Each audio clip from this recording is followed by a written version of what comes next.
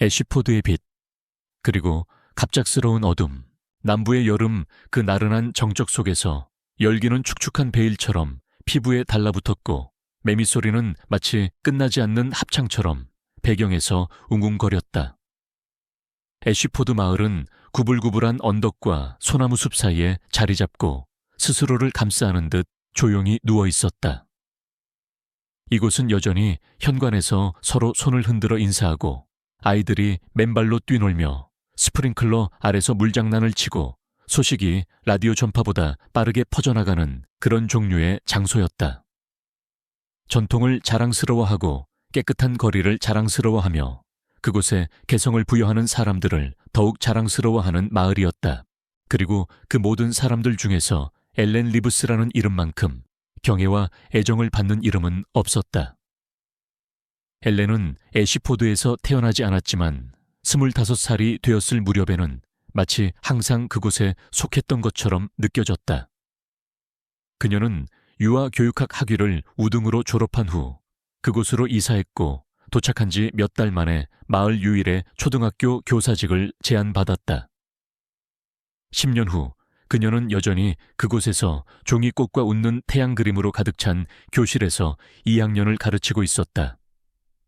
학부모들은 그녀를 우리 아이가 꼭 만났으면 하고 기도하는 선생님이라고 묘사했다. 그녀는 차분한 목소리, 꾸준한 손길, 그리고 각 아이가 자신이 중요하다는 것을 느끼게 만드는 방법을 가지고 있었다. 식료품점을 지날 때면 아이들이 달려와 그녀의 허리를 껴안았고 그들의 어머니들은 등 뒤에서 입 모양으로 감사합니다 라고 말했다. 하지만 엘렌의 영향력은 교문에서 멈추지 않았다. 그녀는 공공도서관에서 주말 독서 모임을 조직했고 겨울에는 외투 기부 운동을 벌였으며 공과금을 낼 수 없는 가족들을 위해 수익금을 기부하는 제빵 판매 행사를 이끌었다. 매년 크리스마스에는 반 아이들과 함께 요양원을 방문하여 각 노인 거주자가 손수 만든 카드와 쿠키 한 상자를 받도록 했다. 3년 전 마을 남쪽 끝에 홍수가 났을 때 학교 체육관에 긴급 대피소를 마련한 사람도 엘렌이었다. 그녀는 부모들이 연방재난관리청 FEMA에 등록하는 동안 요리하고 청소하고 우는 아기들을 안아주었다. 그래서 어느 금요일 아침 마을 사람들이 엘렌 리브스가 밤사이 세상을 떠났다는 소식에 잠을 깼을 때 그것은 마치 촛불 하나가 꺼진 것처럼 느껴졌다. 신문은 애쉬포드의 빛이 꺼지다 라는 배너 헤드라인과 함께 전면 추모 기사를 실었다. 시장은 그녀를 연민과 신념의 여성이라 칭하는 성명을 발표했다. 학교 깃발은 조기로 개양되었고 아이들은 그녀와 함께 묻힐 그림을 그리고 작별 편지를 쓰는 것이 허용되었다. 교실 계단에는 꽃이 쌓였고 눈가가 빨개진 한 어린 소녀는 어머니에게 속삭였다. 이제 누가 우리를 사랑해 줄까요? 그녀의 죽음이 예상치 못한 것은 아니었다. 정확히 말하면 그랬다. 몇 달 전 그녀가 암 진단을 받았다는 소문이 돌았다. 췌장암이라고 누군가 말했지만 아무도 확인할 수는 없었다. 그녀는 크리스마스 방학 이후 학교에 나오지 않았고 소문은 꽃가루처럼 공기 중에 부드럽게 떠다녔다. 하지만 마을에서 그녀를 본 사람은 아무도 없었고 그녀가 치료를 받고 있는지 아는 사람도 없는 듯했다. 전화를 건 사람들은 그녀가 쉬고 있다고 말했다. 편지를 쓴 사람들은 답장을 받지 못했다. 그럼에도 불구하고 마침내 그녀가 잠결에 세상을 떠났다는 소식이 전해졌을 때 그것은 갑작스럽고 잔인한 무언가의 힘으로 강타했다. 그녀는 34살이었다. 그 후 며칠 동안 애쉬포드는 작별을 준비했다. 메인 스트리트에 있는 교회는 거의 200명을 수용할 수 있었지만 장례식에 참석하고자 하는 사람들의 수에 비해 금세 너무 작아졌다. 시장실은 커뮤니티 센터에서 장례식을 조정하겠다고 제안했고 자원봉사자들이 도착하여 의자를 설치하고 꽃 장식을 배열하고 하얀 현수막을 걸었다. 졸업한 학생들은 다른 주에서 카드와 그림을 우편으로 보내왔다. 학교 PTA는 그녀를 기리기 위해 학교 벽에 부착될 대리석 명판 기금을 마련했다.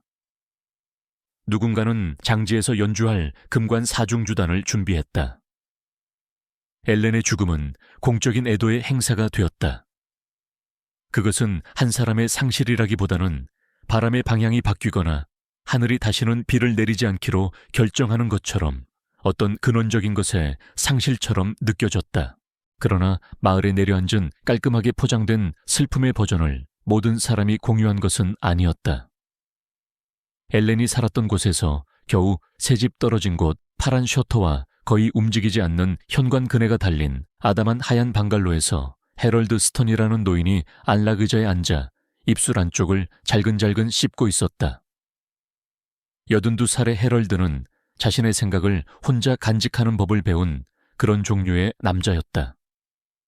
해군 참전 용사이자 전직 장거리 트럭 운전사였던 그는 애쉬포드 가족들이 여러 세대에 걸쳐 성장하고 세상을 떠나는 것을 지켜보았다. 하지만 해럴드는 마음속 깊이 불편함을 느꼈다. 사람들이 엘렌에 대해 이야기하는 방식이 어딘가 석연치 않았다. 그가 그녀를 나쁜 사람이라고 생각한 것은 아니었다. 아니, 그녀는 그에게 공손했고 틀림없었다. 하지만 해럴드는 10년 넘게 그녀의 집 옆에 살았다. 그리고 그 시간 동안 그는 여러 가지를 들었다. 그려지고 있는 천사 같은 모습과는 어울리지 않는 것들이었다. 물론 해럴드는 아무 말도 하지 않았다. 정말로 무슨 말을 할 수 있었겠는가? 가끔 밤늦게 벽 너머로 고함치는 소리가 들렸다는 것. 한겨울 한밤중에 엘렌의 어머니로 추정되는 노파가 잠옷바람으로 뒷마당 현관에 앉아 담요를 움켜쥔 채 떨고 있는 것을 보았다는 것. 그는 우편 배달부에게 무심코 한번 언급했지만 젊은 배달부는 어깨를 으쓱하며 리브스 선생님은 좋은 분들 중 한 분이세요 라고 말했다. 어쩌면 그녀는 그랬을지도 모른다. 어쩌면 해럴드가 정신을 잃어가고 있는지도 몰랐다. 베턴루지에 사는 그의 딸은 지난번 방문했을 때 부드럽게 그런 나메크를 했다. 그럼에도 불구하고 장례식 준비와 찬사 그리고 계획된 연설들을 들었을 때 해럴드의 가슴속 무언가가 꽉 조여왔다. 그는 사람들이 한 사람이 아닌 이야기를 애도하고 있다는 느낌을 떨쳐버릴 수 없었다. 선함과 빛에 대한 모든 이야기 속 어딘가에서 무언가가 빠져 있다는 느낌이었다. 한편 마을 건너편에서는 준비가 계속되었다. 엘렌의 시신은 그녀를 개인적으로 알던 부부가 운영하는 소박한 지역 장례식장에 맡겨졌다.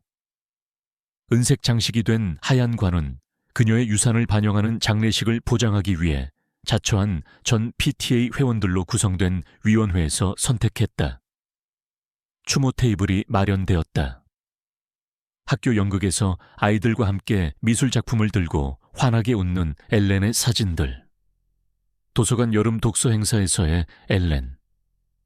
마을 100주년 기념식에서 시장과 팔짱을 낀 엘렌. 장례식 날 아침 해가 뜨기 전부터 군중이 모여들기 시작했다. 햇볕 가리개 모자를 쓴 여자들은 손수건을 움켜쥐었고 반소매 버튼업 셔츠를 입은 남자들은 엄숙하게 손을 모으고 서 있었다.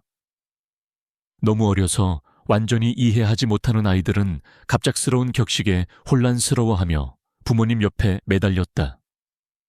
장례식은 감동적이었고 심지어 아름다웠다. 사람들은 그녀의 지칠 줄 모르는 헌신 겸손한 웃음에 대해 이야기했다. 금관 사중주단이 어메이징 그레이스를 연주했고 방 안에는 마른 눈을 한 사람이 없었다. 매장은 예배 직후에 이어질 예정이었다. 헤드라이트를 켠 차들의 행렬이 천천히 언덕을 올라 마을 묘지로 향했다. 묘지 자체는 작았고 숲 가장자리에 자리 잡고 있었으며 속삭이는 나무들과 희미한 귀뚜라미 소리에 둘러싸여 있었다. 부드러운 바람이 긴 풀을 흔들었다. 무덤은 아직 파지 않은 상태였다. 애쉬포드에서는 조문객들이 기다리는 동안 매장의 마지막 단계를 진행하는 것이 전통이었다. 공동체가 자신들의 일원을 땅으로 돌려보내는 것을 보여주는 상징적인 제스처였다. 묘지 관리 직원 2명이 삽을 손에 들고 준비하고 서 있었다. 그들 중 한 명인 미겔 산체스는 비교적 이 일에 새로 온 사람이었고, 다른 한 명인 로이라는 마른 남자는 20년 넘게 무덤을 파왔다. 그들이 땅을 파기 시작했을 때 분위기는 여전히 침울했다. 군중은 침묵 속에 서 있었고 하얀관은 한낮의 햇볕에 빛나고 있었다. 하지만 거의 즉시 로이가 나지막이 무언가를 중얼거리며 이마를 닦았다. 뼈처럼 마른 땅이군. 그가 미겔에게 속삭였다. 이래선 안 되는데. 지난주에 비가 왔었다고. 미겔은 고개를 끄덕이며 삽에 더 힘껏 발을 눌렀지만 흙은 저항했다. 윗부분은 부스러졌지만 그 아래는 구운 진흙처럼 단단했다. 로이는 곡괭이로 바꾸어 잡고 휘두를 때마다 끙끙거렸다. 몇 분이 흘렀다. 그들의 관자놀이에 땀이 송골송골 맺혔다. 그때 미겔이 얼어붙었다. 저게 뭐였지? 그가 말했다. 흙더미 틈새에서 무언가가 꿈틀거렸다. 스르륵. 그러고 나서 또 하나. 로이가 한 걸음 뒤로 물러섰다. 미겔은 앞으로 몸을 숙여 검고 갈라진 혀가 날름거리는 것을 보았고, 그러고 나서는 틀림없는 뱀 한 마리를 보았다. 크지는 않았지만 재빨랐다. 그러고 나서 또 한 마리, 또 한 마리. 미겔은 그중 한 마리가 고개를 쳐들고 쉬익 소리를 내자 뒤로 비틀거리며 물러났다. 젠장. 로이가 물러서며 말했다. 군중은 아직 알아채지 못했지만 뱀들은 계속해서 나왔다. 5-6마리, 어쩌면 그 이상이 마른 땅껍질 밑에서 스르르 기어 나왔다. 미겔이 소리쳤고 누군가 비명을 질렀다. 그러고 나서 또 다른 비명. 사람들은 지갑을 움켜쥐고 아이들을 잡아끌며 뒤로 물러서기 시작했다. 뱀 한 마리가 한 남자의 발을 향해 달려들어 물었다. 남자는 비명을 지르며 고통 속에 쓰러졌고 구급대원이 달려왔다. 몇 분 만에 매장은 혼란 속으로 빠져들었다. 조문객들은 차를 향해 달아났다. 응급구조대원들이 상황을 파악하려 애쓰는 동안 관은 재빨리 들어 올려져 옆으로 치워졌다. 그 지역에서 뱀이 드문 것은 아니었지만 이렇게 행동하지는 않았다. 그렇게 많은 수가 그렇게 공격적으로 나타나지는 않았다. 결정은 신속하게 내려졌다. 매장은 기다려야 했다. 군중이 흩어지고 관이 연구차로 돌아가는 동안 헤럴드는 멀리서 움직이지 않고 서 있었다. 그의 눈은 가늘게 뜨여 있었다.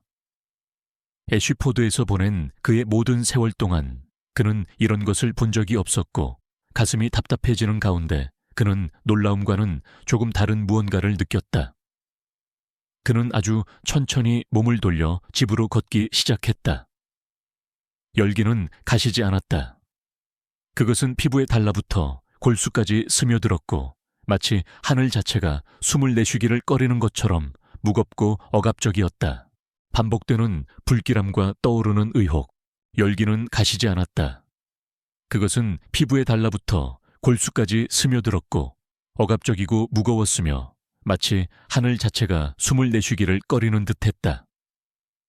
아침 예배가 묘지를 향해 느릿느릿 움직이는 자동차 행렬로 이어지는 동안에도 태양은 애쉬포드에 무자비하게 내리쬐었다. 커뮤니티 센터를 뒤덮었던 정적은 이제 묘지가 서 있는 언덕 비탈까지 이어졌고 마치 온 마을이 말로는 표현할 수 없을 만큼 깊은 집단적 침묵에 빠져든 것 같았다. 아담하고 오래된 묘지는 이토록 많은 군중을 본 적이 없었다. 마을 외곽 땅이 소나무 숲과 잊힌 벌목길로 비스듬히 올라가는 곳에 자리 잡고 있었다. 평소에는 묘비에 스치는 바람소리와 느릅나무에 둥지를 튼 새들의 소리만이 들리는 조용한 곳이었지만 이제는 수백 명의 마을 사람들로 북적였다. 그들은 가장 좋은 옷을 차려입고 손을 모으고 엄숙한 표정으로 묘비들 사이를 경건한 경외심으로 떠돌았다. 엘렌 리브스 그들은 서로 속삭였다. 그녀는 이런 관심을 싫어했을 테지만 그들은 또한 동의했다. 그녀는 그만한 자격이 있었다고. 매장지에는 긴 하얀 천막이 세워져 있었고 그 아래에는 곧 조문객들로 채워질 접이식 의자들이 줄지어 비어 있었다. 꽃아치가 관이 놓일 자리를 장식했고 그녀의 이름과 날짜가 새겨진 명판을 위한 황동 스탠드가 준비되어 있었다. 엘렌 마리 리브스, 영국 889, 2023. 교사 옹호자 친구. 마을 관리 직원들은 최선을 다했다. 길은 깨끗하게 쓸렸고 울타리는 다듬어졌으며 더위에 쓰러지는 참석자들을 위해 작은 급수대까지 설치되었다. 그런데도 군중 사이에는 낮고 불확실한 수군거림이 흘렀다. 조문객들 중에는 엘렌의 옛 제자 2명의 아버지인 토마스 벌이라는 남자가 있었다. 그는 아들의 손을 꼭 잡고 천막으로 다가가며 수많은 얼굴들을 훑어보았다. 토마스는 한때 엘렌이 자기 아이들이 진정으로 신뢰하는 유일한 어른이라고 말한 적이 있었다. 그는 몇 년 전 자기 근무 시간이 줄었을 때 엘렌이 아무런 내색 없이 학용품을 가져다 주었던 것을 기억했다. 나중에 그것에 대해 언급조차 하지 않았다. 그는 딸이 충격적인 사고 후 읽기를 다시 배우도록 방과 후에 남아 도와주었던 때를 기억했다. 그는 부드럽고 인내심 강하며 끝없이 이어지던 그녀의 미소를 기억했고 이제 그는 목이 메고 존경심이 있던 자리에 공허함을 느끼며 여기에 서 있었다. 하얀 연구차가 천천히 멈춰 섰다. 마을 장례위원회에서 모두 선택한 운구자들이 능숙한 우아함으로 앞으로 나섰다. 그들은 뒤쪽에서 관을 들어 올려 준비된 장소로 이어지는 길을 따라 옮겼다. 모인 사람들 사이에 정적이 흘렀다. 참석한 아이들 중 다수는 자신들이 목격하는 일의 무게를 완전히 이해하기에는 너무 어렸지만 프로그램 안내지와 끈적한 손을 꼭 쥔 채 눈을 크게 뜨고 지켜보았다. 나이가 좀 더 있는 소녀는 입술을 떨며 숨죽여 기도를 속삭였다. 미겔 산체스는 넓은 책 모자를 바로잡고 이마에 땀을 닦았다. 그는 군중 때문만은 아니었지만 긴장했다. 애쉬포드 묘지에서 일하기 시작한 이후 처음 맞는 주요 매장이었고 모든 것이 제대로 진행되기를 바랐다. 그의 더 경험 많은 파트셔인 로이는 몇 피트 떨어진 곳에 서서 삽에 기댄 채 이쑤시개를 씹고 있었다. 미겔은 안심을 구하듯 그를 흘끗 보았다. 로이는 그저 어깨를 으쓱했다. 땅이 단단해. 그가 중얼거렸다. 계속 말라 있었어. 미겔은 앞으로 나아가 흙에 삽을 박았지만 날은 거의 들어가지 않았다. 그는 체중을 실어 더 힘껏 눌렀다. 흙은 거부했다. 단단하고 부서지기 쉬우며 이상할 정도로 고집스러웠다. 그들은 이틀 전에 이 자리를 측정하고 표시했었다. 그때는 아무런 문제의 징후도 없었지만 이제는 뭔가 잘못된 느낌이었다. 로이가 합류하여 단단한 땅에 곡괭이를 내려찍었다. 그의 움직임은 신중하고 서둘지 않았지만 도구가 돌에 부딪힐 때마다 미간이 셔푸려졌다. 그러고 나서 또 미겔이 고개를 들어 걱정스러운 목소리로 물었다. 이 지역 조사된 적 있었나요? 로이는 투덜거렸다. 오래전에. 문제 될 건 없었는데. 하지만 땅은 계속해서 저항했다. 삽으로 퍼낼 때마다 먼지 같은 흙과 돌멩이 그리고 오래된 뿌리 없는 잔에 덩어리들이 섞여 나왔는데 이런 종류의 흙은 이 마을 지역에 속하지 않는 것이었다. 그들이 약 10분 정도 일했을 때 미겔이 몸을 앞으로 숙이며 멈췄다.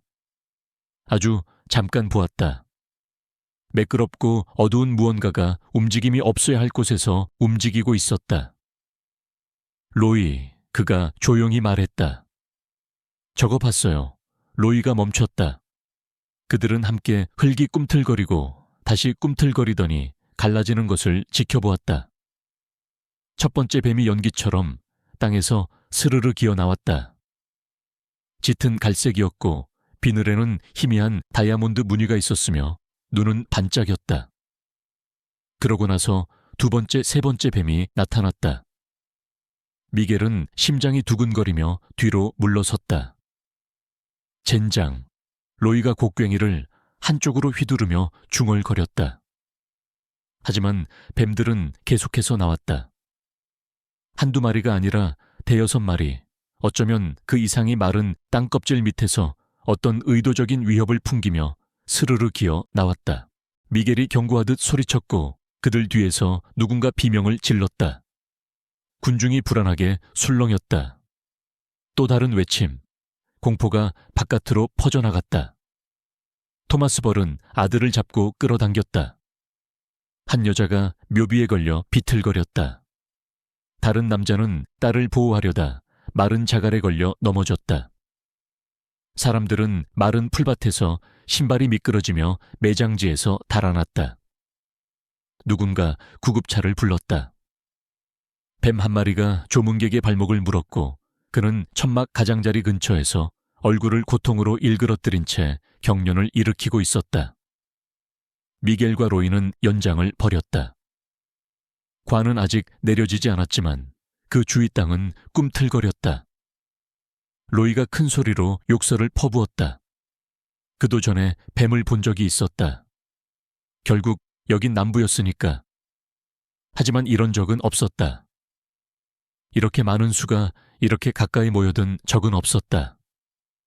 마치 무언가에 이끌린 듯, 마치 소환된 듯이 구급대원이 물린 남자 옆에 무릎을 꿇고 해독제를 외쳤다.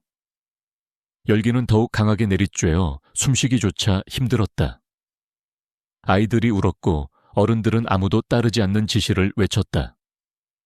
혼란 속에서 누군가 황동 명판을 넘어뜨려 땅바닥에 쨍그랑 소리를 내며 떨어졌다.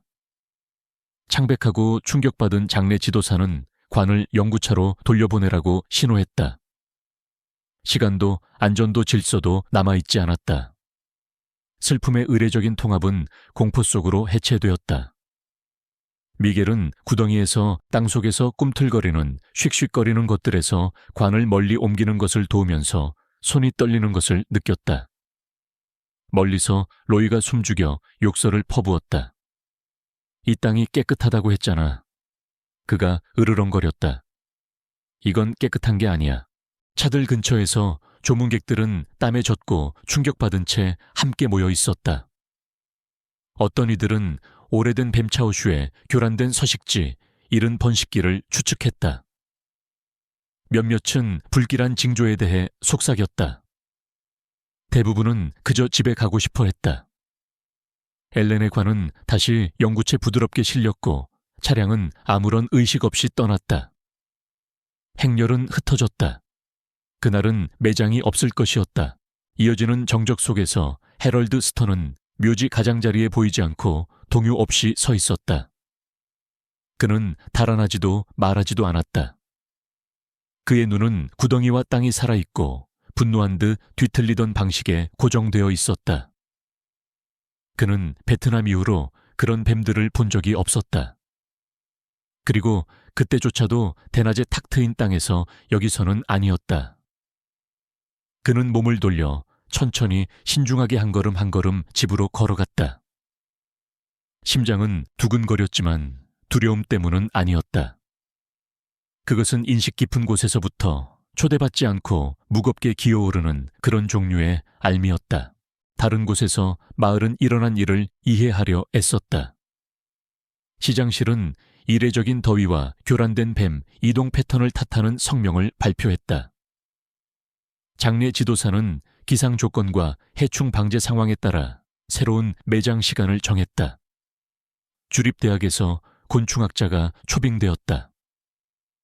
뉴스 기자들은 기후보다 더 이상한 무언가를 감지하며 이야기 가장자리를 킁킁거렸고 낡은 철물점 위 아파트에서 미아 카터라는 젊은 기자는 노트북의 깜빡이는 커서만 응시하고 있었다. 그녀는 존경심에서 장례식에 참석했다. 엘렌은 그녀의 2학년 선생님이었다. 그녀는 예배 중에 울었다. 하지만 이제 그녀의 감정은 불안감으로 바뀌어 있었다. 그녀는 뱀들이 나타났던 순간을 몇 번이고 반복해서 재생했고 어머니가 언젠가 했던 말을 떠올렸다. 어떤 진실도 영원히 숨겨지지는 않아. 그녀는 처음에는 천천히 그러고 나서는 더 빠르게 타자를 치기 시작했다. 마을 건너편에서는 뱀들이 사라졌지만 질문들은 이제 막 시작되었을 뿐이었다. 매장 실패 다음 날 아침은 하늘 전체에 상처 입은 비단처럼 펼쳐진 침울한 잿빛으로 밝아왔다. 더위는 약간 꺾였지만 공기는 여전히 폐에 달라붙고 움직임을 무겁게 만드는 그런 종류의 습기로 두껍고 축축했다. 전날 사건으로 여전히 충격에 휩싸인 애쉬포드 마을은 천천히 잠에서 깨어났다. 문들은 더 조심스럽게 열렸고 대화는 낮은 목소리로 시작되었다. 마치 아무도 일어난 일을 어떻게 받아들여야 할지, 그것이 자연적인 일이었는지 우연이었는지 아니면 더 불안한 무언가였는지 확신하지 못하는 것 같았다. 미겔 산체스는 전날 밤 거의 잠을 자지 못했음에도 불구하고 일찍 일어났다. 뱀들의 이미지가 여전히 그를 괴롭혔다. 그들이 그토록 조용하고 조직적인 방식으로 나타났던 방식, 그들의 몸이 공황 상태가 아니라 목적을 가지고 움직였던 방식. 그는 시골에서 자랐다. 뱀을 알고 존중했지만 그런 것은 본 적이 없었다. 그들이 오기 전에 땅이 거의 맥박치는 것처럼 보였던 방식. 그들이 관 주위를 아무렇게나가 아니라 의도를 가지고 에워쌌던 방식. 그는 그들 중 하나가 백합 화환 주위를 감다가 왔던 구멍으로 사라지는 것을 지켜보았다. 그 이미지는 낙인처럼 그의 눈 뒤에 남아있었다. 오전 7시 30분까지 그는 2명의 다른 작업자와 감독인 칼렌이라는 땅딸막하고 빈틈없는 여자와 함께 다시 묘지에 있었다. 칼렌은 야구 모자를 눈 위로 낮게 눌러쓰고 자신이 절반은 발명했을 법한 욕설을 내뱉었다. 그녀는 목적의식을 갖고 부지를 걸으며 원래 매장지를 범죄 현장처럼 조사했다. 미겔은 그녀 옆에 서서 발을 번갈아 옮겼다. 칼렌은 쭈그리고 앉아 긴 드라이버 끝으로 흙을 찔러보았다. 그녀는 공기 냄새를 맡았다. 땅은 다시 잠잠해졌지만 희미한 흔적 먼지 속 작은 혼뱀들이 움직였던 길이 남아있었다. 다른 곳에 파자. 그녀가 마침내 말했다. 떡갈나무 숲 근처 동쪽 구획. 그늘지고 느슨해. 지난주에 막 매장했는데 문제 없었어. 미겔은 고개를 끄덕였지만 아무 말도 하지 않았다. 그 결정이 어딘가 섣부르다는 느낌. 마치 아직 완전히 드러나지 않은 무언가를 앞지르려는 듯한 느낌이 들었다. 하지만 명령은 명령이었다. 시장실과 장례 지도색에 소식이 전달되었다. 새로운 매장은 그날 오후 이번에는 작고 사적으로 거행될 것이었다. 군중도 행렬도 악사도 없었다. 존경심에서 그들은 말했고 안전을 위해 그들은 암시했다. 마을은 대부분 동의했다. 어떤 이들은 안도했고 다른 이들은 추측했으며 몇몇은 그저 지쳐서 문제가 해결되기를 간절히 바랐다. 정오 무렵 작은 무리가 두 번째 장소 근처에 모였다. 떡갈나무 숲이 약간의 그늘을 제공했지만 그 아래 땅은 몇 주 동안 비가 오지 않아 갈라지고 건조했다. 미겔과 다른 작업자들은 오전 내내 땅을 팠고 군데군데 흙이 단단했지만 전날만큼 어렵지는 않았다. 뱀도 생명의 흔적도 없이 그저 부서지기 쉽고 햇볕에 바싹 마른 흙만이 삽의 무게 아래 부서져 열렸다. 연구차가 다가오자 미겔은 가슴이 답답해지는 것을 느꼈다. 그는 관이 다시 한번 내려지는 것을 지켜보았다. 이번에는 더 작은 팀 장례식장 직원 2명과 로이가 함께했는데 로이는 꼭 참석하겠다고 고집했었다. 황동 명판은 깨끗하게 닦였지만 어제의 낙상으로 모서리는 여전히 흠집이 나 있었다.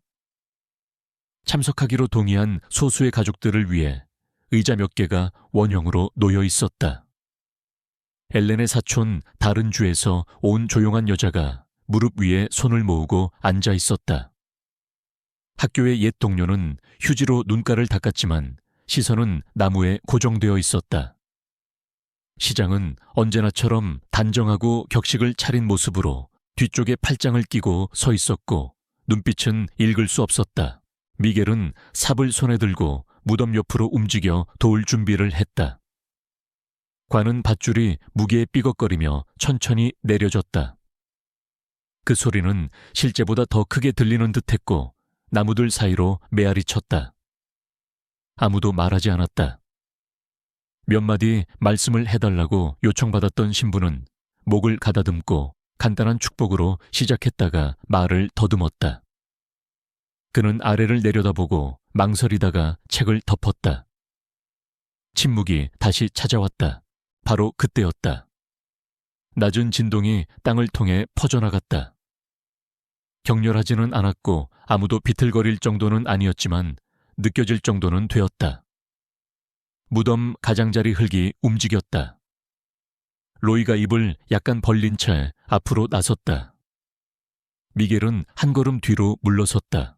첫 번째 뱀은 전날의 어떤 뱀보다도 컸다. 흙더미 밑에서 스르르 기어 나왔는데 비늘은 희미한 구리색 꼬리가 있는 검은색이었다. 그것은 휙 소리를 내며 근처 모든 사람이 명확히 볼 수 있을 만큼만 고개를 쳐들었다. 그러고 나서 또 다른 뱀이 나타났다. 그리고 두 마리 더. 반대편에서는 더 작은 뱀들 무리가 나타나 기름진 덩어리처럼 함께 꿈틀거리며 고개를 끄덕였다. 사촌이 비명을 질렀다. 사람들이 무덤에서 뒤로 물러서며 의자가 넘어졌다. 신부는 책을 떨어뜨리고 달아났다. 미겔은 삽을 손에 쥔 채 얼어붙었다. 그는 한 마리의 뱀이 관 가장자리를 따라 또아리를 트는 것을 숨죽여 지켜보았다. 아직 밧줄에 매달려 있던 관이 마치 스스로 움직이는 것처럼 약간 기울기 시작했다. 꺼내.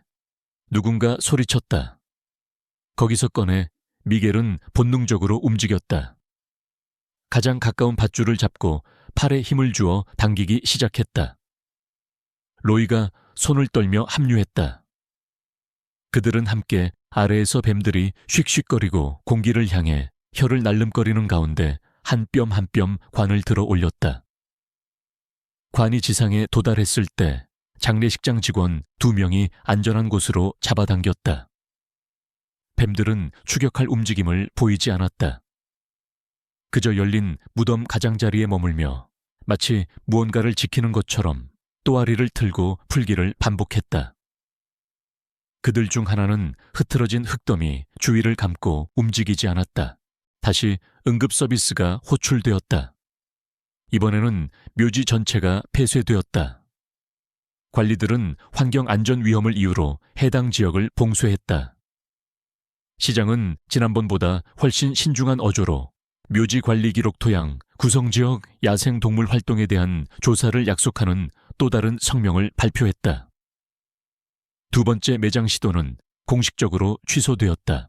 그날 저녁 장례식장으로 돌아온 관은 창고에 다시 안치되었다.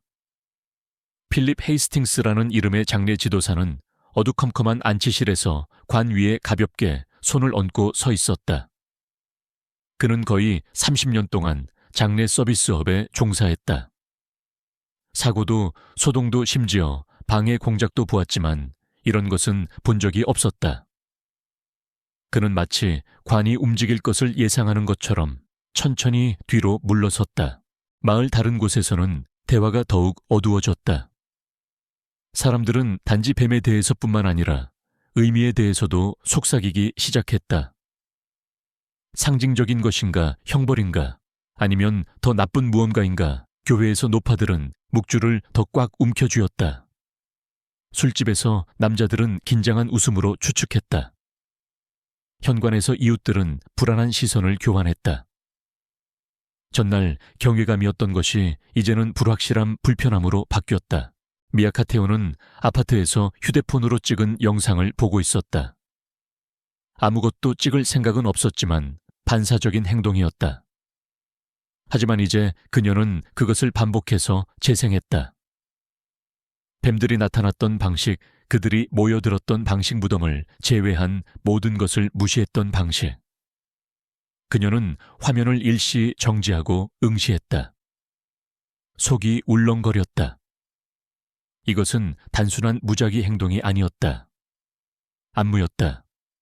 그녀의 전화기가 진동했다. 지역신문 편집장으로부터 온 문자였다. 그 리브스 이야기 아직 취재 중인가? 그녀는 오랫동안 메시지를 응시하다가 네라고 타자를 쳤다. 그리고 사람들이 아는 것보다 더 많은 일이 벌어지고 있어요. 마을 건너편에서 헤럴드 스턴은 부엌 식탁에 차가운 커피잔을 옆에 두고 앉아 있었다. 신문이 펼쳐져 있었고 헤드라인이 한 면을 가로질러 요란하게 적혀 있었다. 뱀 출몰로 2번째 매장 중단. 그는 기사를 읽고 깔끔하게 접어 옆에 두었다. 그는 오랫동안 벽을 응시했다. 그가 고함치는 소리 우는 소리 한때 도움을 간청했던 애원하는 목소리를 들었던 밤들을 생각했다. 얼마 후 집이 얼마나 조용해졌는지 기억했다. 너무 조용했다. 현관등이 어떻게 꺼져 있었는지. 그 후 몇 주 동안 엘렌이 어떻게 눈을 마주치지 않았는지. 그는 천천히 식탁에서 일어나 복도로 걸어가 벽장을 열었다. 맨 위 선반에서 모서리가 테이프로 붙여진 낡은 상자를 꺼냈다. 안에는 공책 날짜 녹음 파일들이 들어있었다. 그는 모든 것을 적어두었다. 그때는 누구에게도 말할 의미가 없다고 생각했다. 누가 들어주었겠는가 하지만 어쩌면 이제는 누군가 들어줄지도 몰랐다. 밖에서는 바람이 거세졌다. 애쉬포드 마을은 조용했지만 그 고요한 밑에는 무언가가 자라고 있었다. 그들이 알고 있다고 생각했던 이야기가 한 올 한 올 풀리고 있으며 그 밑에 있는 것이 그들이 보고 싶어 하는 것이 아닐지도 모른다는 느낌이었다. 감춰진 지하실, 잊혀진 존재. 헤럴드 스턴은 사흘 동안 아무에게도 말을 걸지 않았다. 의도적인 항의나 회피 행동은 아니었다. 그저 아무도 이야기하고 싶어 하지 않을 거라고 생각했을 뿐이었다. 결국 전쟁 이야기나 물건값이 한푼하던 시절 이야기를 하는 게 아니라면 누가 늙으니 말에 귀를 기울이겠는가 하지만 이번 침묵은 달랐다. 그것은 그가 내쫓을 수 없는 손님처럼 집에 머물며 창문에 기대고 마룻바닥에 내려앉았다. 그는 텔레비전도 켜지 않았고 딸의 전화도 받지 않았으며 심지어 라디오도 틀지 않았다. 대신 그는 이틀 전 벽장에서 꺼낸 낡은 판지 상자를 응시하며 작고 울퉁불퉁한 부엌 식탁에 앉아 있었다. 상자에서는 희미하게 먼지와 삼나무 냄새가 났다. 내용물은 깔끔하게 쌓여 있었는데 모두 같은 크기와 상표의 공책들이었고 두꺼운 파란색 표지의 나선형 제본이었다. 철물점에서 3권씩 묶어 파는 그런 종류의 특별할 것 없는 공책들이었다. 각 공책 앞면에는 날짜와 헤럴드의 신중한 필체가 적혀 있었는데 2017년에 시작하여 엘렌 리브스가 죽기 불과 몇 달 전에 끝났다. 그 아래에는 사진 몇 장과 인쇄물이 담긴 더 작은 폴더가 있었다. 그중 하나는 노란색 포스트잇에 고정되어 있었는데 엘렌과 그녀의 어머니가 현관에 있는 모습이었다. 어머니의 얼굴은 부분적으로 돌아가 있었지만 옆모습에서도 표정은 굳어 보였고 미소는 어색했다. 반대로 엘렌은 카메라를 똑바로 응시하고 있었고 이목구비는 차분했으며 눈빛은 읽을 수 없었다. 헤럴드는 악의가 아니라 본능으로 기록을 남겼다. 습관이 종종 그렇듯이 그것은 뭔가 이상하다고 느껴졌던 단 한순간에서 시작되었다. 그는 그날 밤을 똑똑히 기억했다. 2월의 어느 겨울 저녁 배관이 거의 얼어붙을 정도로 추웠다. 그는 보도에 소금을 뿌리러 나갔다가 말다툼 소리라고 생각되는 한 여자가 소리치는 것을 들었다. 저녁 식사를 두고 벌이는 말다툼에서 나오는 그런 큰 목소리가 아니라 더 날카롭고 절박한 무언가였다. 그가 건너다 보았을 때 엘렌의 어머니가 얇은 잠옷과 슬리퍼만 신은 채 뒷마당 현관에 서 있는 것을 보았다. 그녀는 담요를 어깨에 두르고 있었고 몸은 떨고 있었다. 헤럴드는 소리쳐 그녀에게 도움이 필요한지 물었다. 그녀는 대답하지 않았다. 대신 엘렌이 문으로 나와 명랑하게 손을 흔들며 어머니가 또 혼란스러워한다고 말했다. 알츠하이머예요. 그녀가 설명했다. 가끔 돌아다니세요. 그럴듯해 보였지만 그녀의 어조에 담긴 무언가 너무 연습한 듯한 가벼움이 그에게 계속 마음에 걸렸다. 그날 밤 그는 일들을 적기 시작했다. 시간이 지남에 따라 기록은 더 자세해졌다. 그는 쿵쿵거리는 소리, 한밤중에 날카로운 충돌음 비명소리, 때로는 머플, 때로는 명확한 일을 들었던 때를 기록했다. 한 번은 블라인드 사이로 엘렌이 커다란 덮개가 씌워진 물건을 뒷마당으로 끌고 가더니 침구로 보이는 것을 쓰레기 봉투에 버리는 것을 지켜보았다. 그날은 쓰레기 수거일이 아니었다. 그는 현관등이 몇 주 동안 꺼져 있던 날들 문 앞에 쌓이던 우편물집 안 깊은 곳 어딘가에서 들려오던 흐느낌 소리라고밖에 묘사할 수 없는 소리를 기록했다. 그는 한두 번 이상 누군가에게 말해야 할지 고민했다. 한 번은 익명으로 경찰에 신고했다. 그들이 와서 현관 계단에서 엘렌과 짧게 이야기하고 떠났다. 아무 일도 일어나지 않았다. 그 후로는 전화를 걸지 않았다. 그는 그것이 자신의 일이 아니라고, 증거가 없다고, 어쩌면 그녀는 정말로 아픈 부모를 돌보고 있는 것뿐이라고 스스로에게 말했다. 그리고 그가 뭐라고 간섭할 수 있겠는가 하지만 뱀들이 나타났을 때 처음에는 원래 매장지에서, 그 다음에는 두 번째 장소에서 다시 나타났을 때 헤럴드는 알았다. 그는 징조나 불길한 예감을 믿지 않았다. 땅이 사람들이 문 뒤에서 하는 일에 신경 쓴다고 생각하지 않았다. 하지만 무언가 잘못되었다. 몇 년 동안 무언가 잘못되어 있었다. 그리고 이제 마침내 사람들이 올바른 질문을 하기 시작하고 있었다. 그는 전화기를 들어 신문에서 저장해 둔 번호를 눌렀다. 미아 카터의 휴대폰 번호였다. 3번의 신호음 끝에 음성사수함으로 연결되었다. 헤럴드는 자신의 이름과 주소를 남기는 간단한 메시지를 남기고 전화를 끊었다.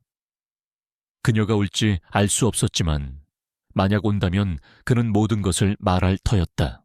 미아는 다음 날 아침 도착했다. 헤럴드가 예상했던 것보다 젊었고 20대 중반쯤 되어 보였다. 청바지에 검은색 티셔츠를 입고 있었고 검은 머리는 느슨한 롤빵 모양으로 뒤로 묶여 있었다. 그녀의 눈은 피곤했지만 기민했고 현관으로 다가오면서 마당을 훑어보았다. 헤럴드는 한 손으로 문을 열고 그녀를 맞이했다. 스턴 씨, 그녀가 물었고 그는 고개를 끄덕였다. 기자분이시군요. 네, 그는 그녀를 거실로 안내했다. 낡은 가구와 벽에 걸린 액자 사진들이 있는 작고 깔끔한 공간이었다. 가족사진, 낚시여행 사진, 오래전 결혼식 사진. 그는 그녀에게 앉으라고 손짓한 다음 부엌에서 상자를 가져와 그들 사이 커피 테이블 위에 놓았다. 옆집 여자 엘렌 리브스에 대해 메모를 해뒀어요. 미아가 천천히 상자를 열고 공책들을 넘겨보았다. 표정은 변하지 않았지만 헤럴드는 그녀의 눈에서 집중의 빛이 깜빡이는 것을 볼 수 있었다.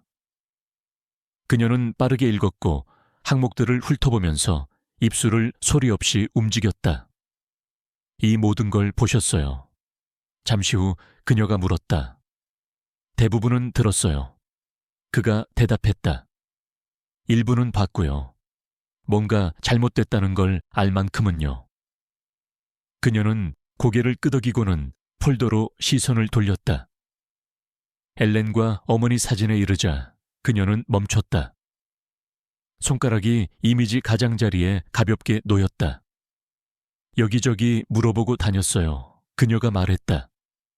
몇 달 동안 아무도 그 어머니를 본 사람이 없어요. 어떤 사람들은 이사 갔다고 생각했고 다른 사람들은 이미 돌아가셨다고 생각했죠. 하지만 기록도 부고도 매장 기록도 없어요. 해럴드는 의자에 등을 기대고 천천히 숨을 내쉬었다. 내 생각엔 그 집에서 돌아가셨고 엘렌 말고는 아무도 몰랐던 것 같아요. 미아는 바로 대답하지 않았다. 다른 공책으로 넘겨 6월 3일자 기록을 읽었다. 그 기록에는 몇 시간 동안 집이 조용했다가 새벽 2시경 한 번에 큰 쾅소리가 났던 밤이 묘사되어 있었다. 그 후로는 더 이상 우는 소리도 발소리도 들리지 않았다. 현관등은 다시는 켜지지 않았다. 그 집에 들어가 보고 싶어요. 그녀가 조용히 말했다. 해럴드가 고개를 끄덕였다. 지금 소유주가 누구든 영장이나 허가가 필요할 겁니다. 방법을 찾아볼게요. 그날 오후 미아는 마을기록 보관소로 차를 몰았다. 부동산 등기부에는 여전히 엘렌 리브스가 소유주로 되어 있었다. 상속인이 나타나지 않았다. 집은 아직 유언 검증 절차에 들어가지 않았고 이는 공식적인 청구가 있을 때까지 봉인된 상태임을 의미했다. 하지만 묘지 사건 이후 협조적인 시장실은 그녀에게 임시 출입을 허가했다. 언론 조사라고 불렀지만 형식적인 절차였다. 그녀가 도착했을 때 집은 조용했다. 주변 공기는 고요했고 귀가 울릴 정도로 깊은 침묵으로 무거웠다. 현관은 깨끗했지만 창문은 단단히 닫혀 있었고 블라인드는 내려져 있었다. 그녀는 시청서기가 남겨둔 열쇠를 사용해 보았다. 문이 삐걱거리며 열렸다. 안에서는 먼지와 소독약 냄새가 났다. 거실은 흠잡을 데 없이 깨끗했다. 책꽂이에 책들이 정렬되어 있었고 소파 쿠션은 부풀려져 있었으며 먼지 한 점 없었다. 살림집이라기보다는 잘 관리된 전시 공간 같은 청결함이었다. 미아는 방들을 조심스럽게 옮겨다니며 개인 물품이 없는 것을 주목했다. 어머니 사진도 보행 보조기도 약병도 아픈 노파가 살았다는 것을 암시하는 어떤 것도 없었다. 부엌에 다다랐다. 냉장고에는 화이트보드가 붙어 있었는데 단 한 줄이 적혀 있었다. 금요일 호스피스 약속 잊지 말 것. 날짜는 번져서 읽을 수 없었다. 쓰레기통은 비어 있었고 서랍은 너무 깨끗했다. 그러고 나서 지하실로 통하는 문을 발견했다. 잠겨 있었지만 열쇠가 맞았다. 그녀가 어둠 속으로 내려가자 계단이 무게에 삐걱거렸다. 냄새가 먼저 그녀를 덮쳤다. 곰팡내와 시큼한 냄새 표백제로 가린 부페의 냄새였다. 손전등 불빛이 방을 훑었다.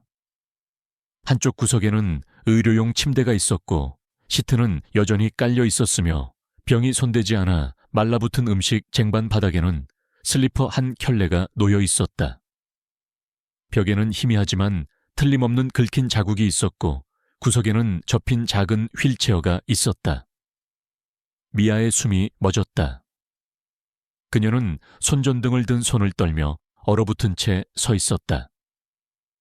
이것은 단순한 방치가 아니었다. 유기 고립 감금이었다. 그녀는 수십 장의 사진을 찍었다. 모든 구석, 모든 세부 사항을 담았다. 밖으로 나왔을 때 바깥빛이 너무 밝게 느껴졌다. 그녀는 손을 떨며 문을 잠갔다.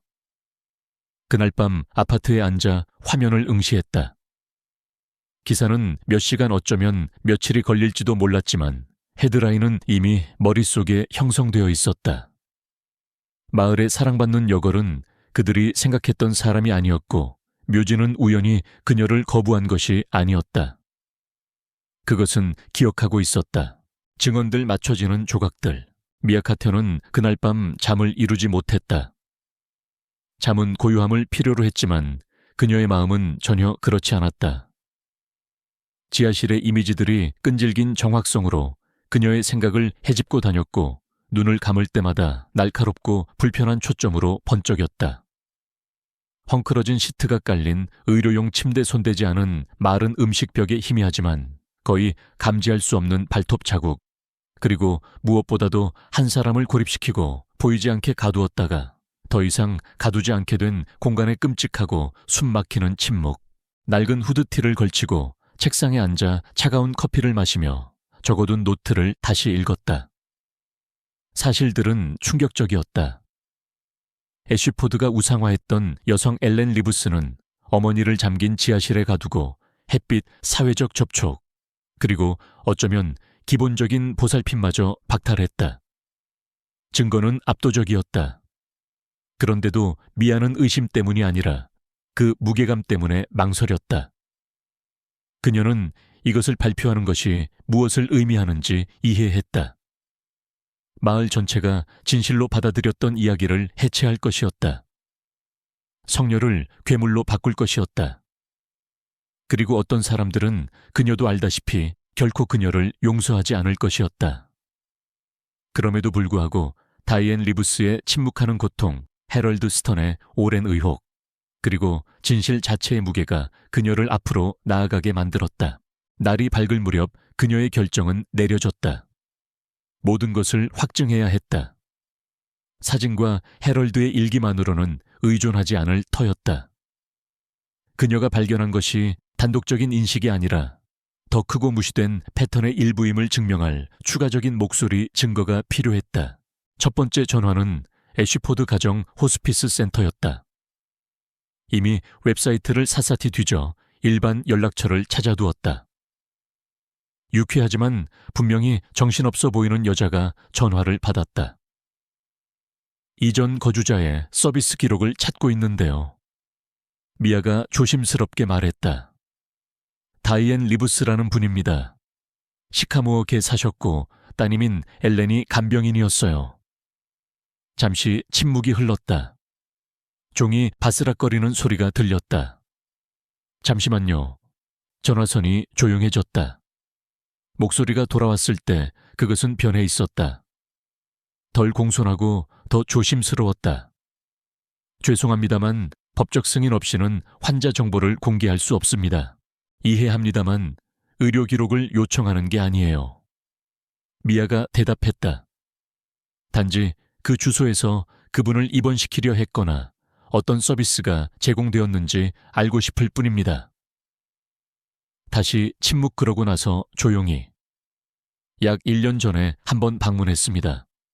사례 관리자가 가정 내 평가를 실시했고요. 그 후 따님이 모든 서비스를 거부했습니다. 이유가 있었나요? 딱히요. 그냥 자신이 감당할 수 있다고만 했어요. 2번 더 후속 조치를 취했지만 응답이 없었습니다. 미아는 미친 듯이 노트를 적었다. 그 사례 관리자 이름 기억나세요? 아마 레이첼 에드먼즈였을 거예요. 지금은 여기서 일하지 않아요. 1시간 후 미아는 링크드인에서 레이첼 에드먼즈를 찾았다. 전직 호스피스 사례 관리자로 지금은 북쪽으로 1시간 거리에 있는 병원에서 일하고 있었다. 그녀는 메시지를 보낸 다음 전화로 후속 조치를 취했다. 레이첼은 3번째 신호음에 전화를 받았다. 미아가 자기소개를 차에 마치기도 전에 레이첼이 즉시 말했다. 그 집 기억나요. 많이 생각했었어요. 그녀의 목소리에는 오랜 시간 묻어두었던 불안감이 묻어났다. 미아는 의자의 등을 곧게 폈다. 무엇을 기억하시나요? 어머니는 허약해 보였고 저체중이었지만 눈빛은 맑았어요. 혼란스러워하지 않았죠. 조금도요.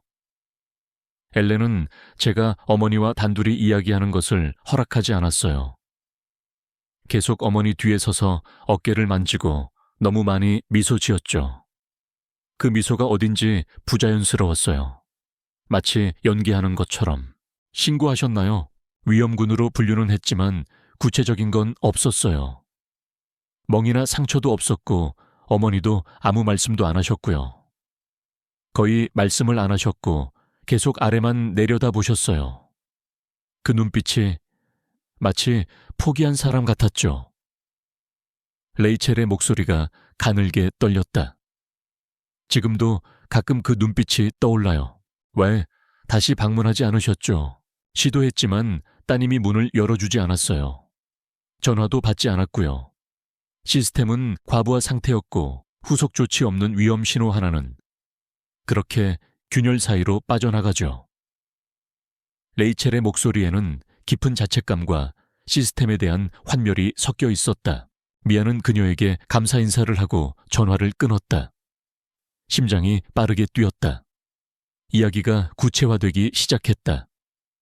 지하실에서 본 것은 단독적인 순간이 아니었다. 오랜 시간 지속된 조용한 방치 패턴의 일부였다. 취약한 여성을 외면한 시스템, 눈 감아버린 마을, 그리고 봉사와 미소 뒤에 잔인함을 숨긴 딸. 다음으로 그녀는 쓰레기 수거 업체에 전화했다. 충분히 공손한 끈기와 잠재적인 시간, 불일치에 대한 모호한 언급으로 직원을 설득하여 엘렌의 주소에서 나온 폐기물 처리 기록을 뽑아냈다. 기록은 불규칙한 수거 패턴을 확인시켜 주었고, 오랫동안 쓰레기통이 길게 놓이지 않은 기간이 있었다. 그러다가 엘렌이 죽기 2달 전 일주일에 8봉지라는 급증세를 보인 후 아무것도 없었다. 더 이상 쓰레기도 생명의 흔적도 없었다. 그 8봉지의 쓰레기는 무엇이었을까? 미아는 불길한 예감에 몸서리쳤다. 마지막 전화는 카운티 검시관 사무실이었다. 다이앤 리브스에 대해 접수된 사망 진단서가 있는지 문의했다. 없었다. 다이앤 리브스는 공식적으로 존재하지 않는 사람이 되어버린 것이었다. 미아는 의자의 등을 기대고 이름 날짜 잘린 사진들로 뒤덮인 화이트보드를 응시했다. 그것은 암울한 테피스트리였다. 그 중심에는 엘렌의 얼굴이 있었고, 여전히 미소 짓고, 여전히 차분하며, 여전히 기사와 상장에 빛나는 찬사로 둘러싸여 있었다. 그리고 그 주위에는 진실 침묵 회피 사라짐이 있었다. 모든 조각들이 하나의 끔찍한 그림을 향해 맞춰지고 있었다. 그녀는 컴퓨터에서 새 문서를 열었다. 침묵의 집 엘렌 리브스의 숨겨진 삶. 이야기는 사실들 알려진 사건들의 목록, 엘렌의 죽음 실패한 매장뱀들로 시작되었다. 하지만 그러고 나서 인터뷰 관찰 대중의 시야에서 사라진 어머니의 연대기, 호스피스 거부 봉인된 지하실 몇 달 동안 손대지 않은 물건들로 옮겨갔다.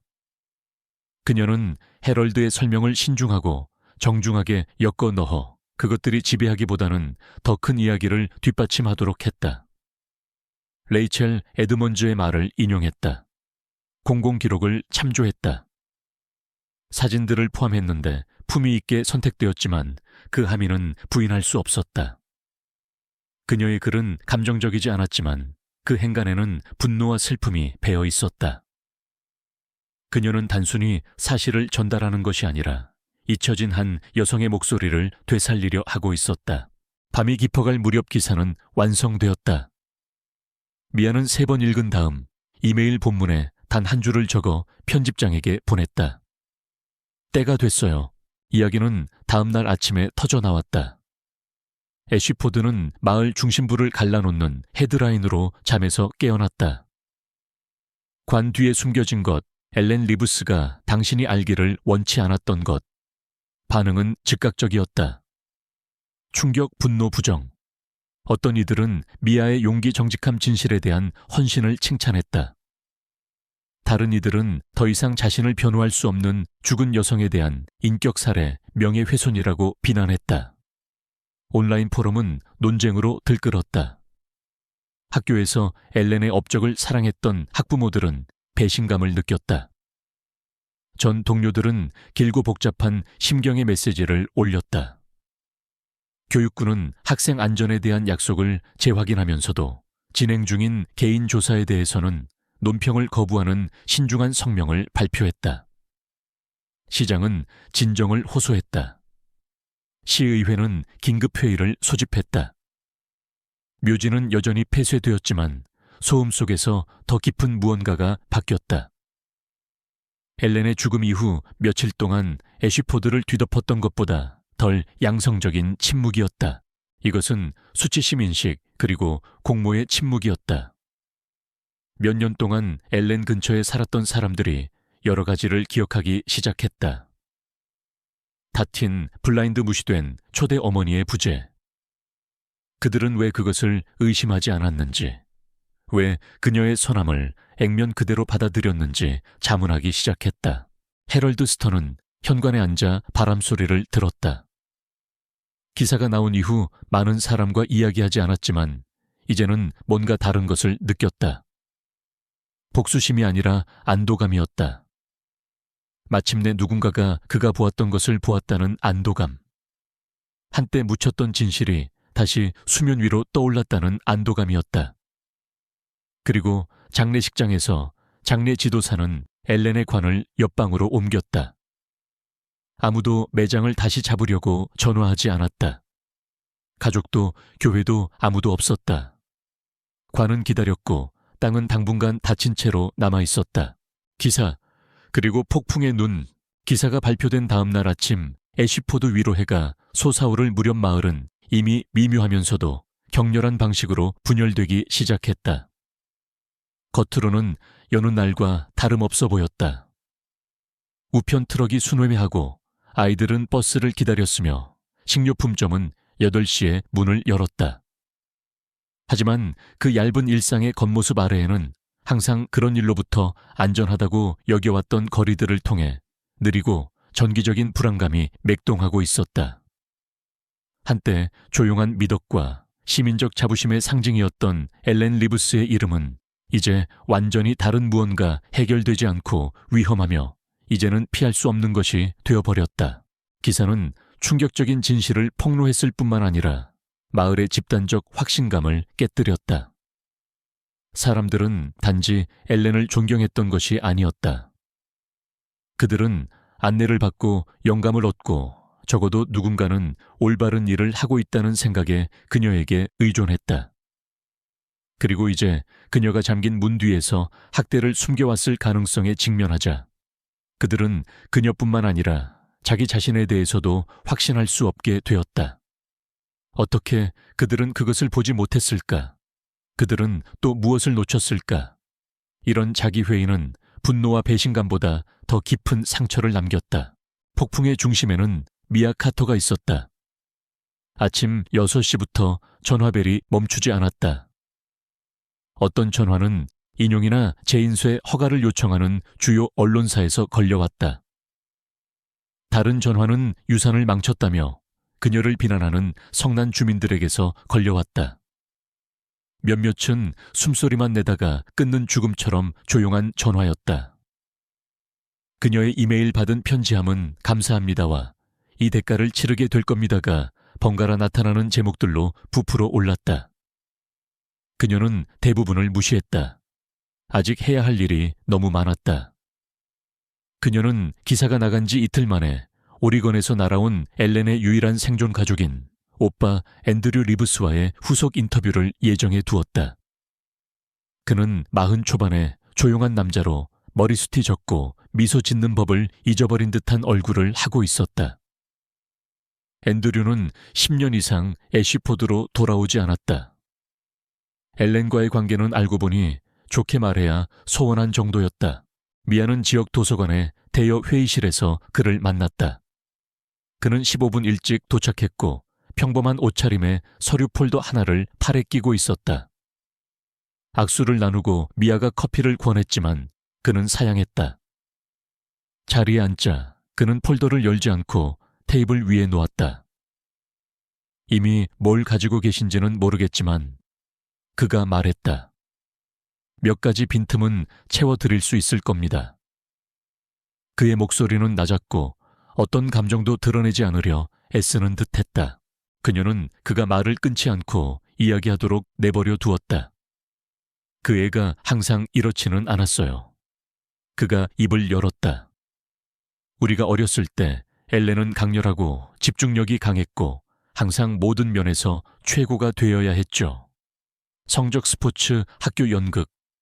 이길 수 없으면 중요하지 않은 척했지만 항상 중요했어요. 특히 어머니에 관해서는요. 그는 자리에서 몸을 뒤척였다. 그의 눈빛은 먼 과거를 향하는 듯했다. 아버지는 일찍 떠나셨어요. 저는 14살이었고 엘렌은 11살이었죠. 그 후로 엄마는 일종의 자기 자신 속으로 무너져 내렸어요. 학대적이지는 않았죠. 정말로요. 그냥 피곤하고 슬프고 아마 우울하셨을 거예요. 저는 18살에 집을 떠났어요. 엘렌은 남았죠. 그 애가 엄마를 돌봤지만 그게 그 애를 변화시켰어요. 엄마를 원망하기 시작했죠. 그걸 볼 수 있었어요. 그의 말에는 오랜 세월 묵혀둔 죄책감과 슬픔이 묻어났다. 계속 연락하셨나요? 미아가 조용히 물었다. 별로요. 명절 때 전화하고 몇 년에 한 번씩 방문했지만 결국 그 애는 받지 않더군요. 2018년에 크리스마스 카드를 보낸 게 마지막으로 소식을 들은 거였어요. 미아는 고개를 끄덕였다. 그의 이야기는 헤럴드의 기록과 기묘하게 맞아떨어졌다. 어머님이 언제 돌아가셨는지 아세요? 앤드류는 고개를 저었다. 그냥 그렇게 됐을 거라고 추측했어요. 엘렌은 제게 말해주지 않았을 테니까요. 확인할 생각도 못했고요. 그리고 장례식 공고를 봤을 때 올 계획조차 없었어요. 당신 기사를 읽고 나서야 온 겁니다. 그가 폴더를 열었다. 안에는 낡은 편지, 사진 서류들 이제 돌이켜보면 얼어붙은 삶의 조각들이 들어있었다. 한 사진에는 젊은 엘렌과 어머니가 앞마당에 있는 모습이 담겨 있었다. 어머니는 책을 들고 있었다. 엘렌은 10대 시절에도 이상할 정도로 침착해 보였고 마치 그 이미지가 순간보다 더 오래 지속될 것이라는 것을 이미 이해하고 있는 듯했다. 앤드류는 그 사진을 테이블 건너편으로 밀었다. 그 애는 항상 자신이 실제 누구인지보다 사람들이 자신을 어떻게 생각하는지에 더 관심이 많았어요. 세상이 자신을 친절하다고 믿기를 필요로 했죠. 하지만 친절은 연기하는 게 아니잖아요. 그의 목소리에는 씁쓸함이 배어 있었다. 미아는 그에게 감사 인사를 하고 인터뷰 내용을 사용해도 되는지 허락을 구했다. 그는 어깨를 으쓱하며 동의했다. 그 애의 기억을 보호하는 데는 관심 없어요. 그가 말했다. 진실에 관심이 있죠. 어쩌면 이제 누군가 제 어머니도 기억해 줄지 모르겠네요. 그날 늦게 미아는 엘렌이 가르쳤던 학교로 걸어갔다. 조용했다. 여름방학이 시작되었고 최소한의 직원만 남아있었다. 네모난 어깨에 교장 달린 조이스가 정문에서 그녀를 맞이했다. 그녀의 얼굴은 수척했고 목소리는 불안정했다. 거짓말하지 않겠어요. 그녀가 말했다. 이 일로 우리 모두 충격을 받았어요. 직원들, 학부모들, 교육구 전체가요. 그들은 연필 부스러기와 바닥 왁스 냄새가 남아있는 교장실에 앉았다. 엘렌은 여기서 리더로 여겨졌어요. 신임 교사들을 교육했고 교육과정 지침서를 작성했죠. 우리는 그녀를 학회에 연사로 초청하기도 했고요. 교장의 목소리에는 여전히 믿을 수 없다는 듯한 기색이 역력했다. 미아가 공책을 펼쳤다. 그녀의 행동에서 이상한 점을 발견하신 적은 없으신가요? 뭔가 석연치 않았던 점이요. 달리는 망설였다. 무슨 말씀을 드려야 할지 모르겠네요. 그녀는 절제되어 있었고 항상 공손했으며 항상 전문적이었죠. 하지만 솔직히 말하면 가끔은 너무 완벽했어요. 어떤 허점도 보이지 않았죠. 주말 잘 보냈냐고 물으면 미소 지으며 화제를 바꾸곤 했어요. 어머니에 대해 이야기한 적은 있나요? 단 한 번이요. 아마 1년 전쯤이었을 텐데 간략하게 언급했어요. 어머니가 건강 문제로 힘들어하시지만 잘 관리되고 있다고 했죠. 그 표현이 기억나요. 너무 연습한 것처럼 들렸거든요. 미아는 그것을 적어 내려갔다. 더 물어보지 않은 것을 후회하시나요? 달리는 손을 모았다. 물론이죠. 하지만 사실 우리는 항상 무엇을 물어봐야 할지 알지 못해요. 가끔 엘렌 같은 사람들은 겉모습을 깨끗하게 유지하는데 아주 능숙하죠. 학교 밖한 때 깃대 근처에 서 있던 추모 공간, 사진꽃 손으로 쓴 카드들. 은 치워져 있었다. 작은 명판은 남아 있었지만 누군가 그녀의 이름을 긁어 놓았다. 그 아래 빨간색 마커로 누군가가 휘갈겨 썼다. 그녀는 자기가 한 짓을 알았다. 그 문구는 마을의 분노와 배신감을 단적으로 보여주는 듯했다. 그날 밤 교육위원회는 긴급회의를 열었다. 미아는 뒷줄에 앉아 관리들이 엘렌과 교육부의 공적인 연관성을 어떻게 처리할지 토론하는 것을 지켜보았다. 어떤 이들은 그녀의 이름에 대한 모든 언급을 삭제하고 공식 기록에서 그녀를 지우고 싶어 했다.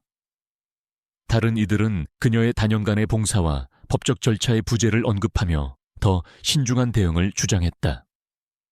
회의는 결론 없이 끝났다. 다음날 엘렌의 관은 장례식장에서 조용히 옮겨졌다. 아무도 그것을 인수하러 오지 않았다. 어떤 목사도 장례 집전을 동의하지 않았다.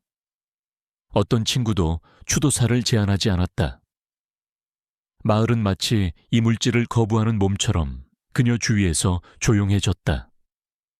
장례 지도사는 시장실에 지시를 요청했다. 짧은 협의 끝에 그들은 뱀이나 폭풍으로 아직 교란되지 않은 묘지 구석에 시린 매장을 준비했다.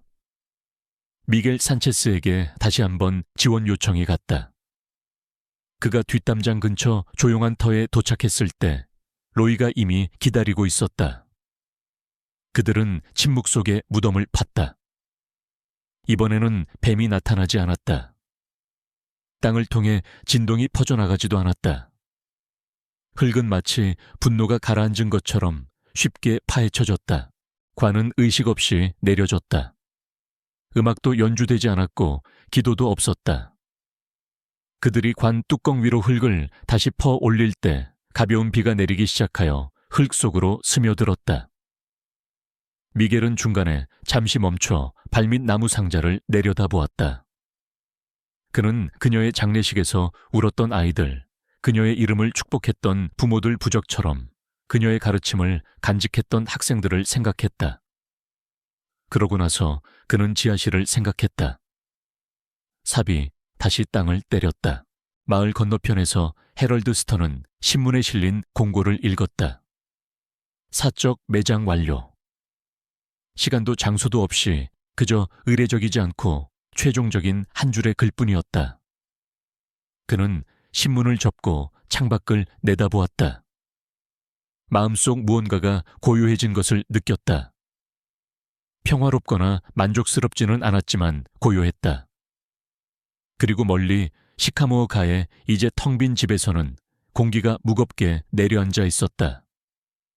먼지가 창틀에 쌓였다. 지하실 문은 잠겨 있었지만 침묵은 더 이상 완전하게 느껴지지 않았다. 그것은 마치 숨을 참고 기다리며 지켜보며 기억하는 듯한 느낌이었다. 엘렌 리브스의 이야기는 아직 끝나지 않았다.